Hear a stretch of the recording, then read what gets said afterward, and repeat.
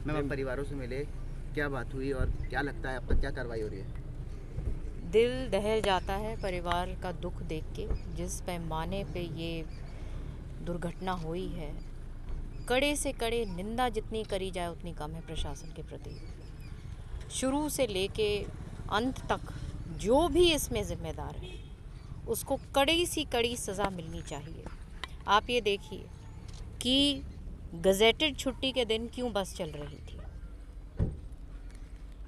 उसके अलावा फिटनेस बस की नहीं थी, उसको वो सर्टिफाइड नहीं थी, उसकी योग्यता नहीं थी चलने की, वो क्यों चल रही थी।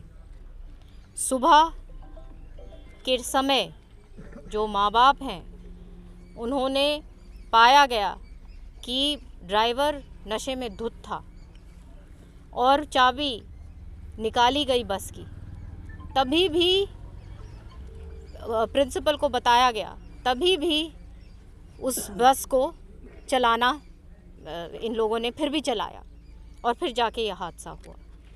जब यह हादसा होता है, जो बच्चे ऑन द स्पॉट जिनकी मौत हो गई वो तो बेचारे उसी वक्त चले गए।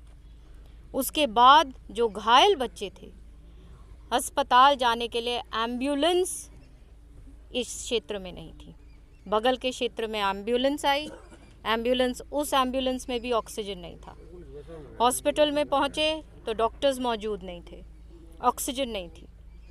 तो आप देख सकते हैं कि तमाम कोई व्यवस्था नाम की चीज़ ही नहीं है।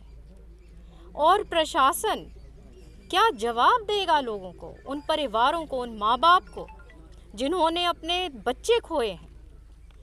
तो इसमें तो जितना इनकी निंदा करी जाए उतना कम है। क्या लगता है, शिक्षा मंत्री गस्टेड हॉलीडे के दिन स्कूल खुले थे, शिक्षा मंत्री को भी देखना चाहिए था, यहाँ के डीओ को भी देखना चाहिए था कि किस तरह से। बिल्कुल, ये आप और मैं तो नहीं देख सकते ना।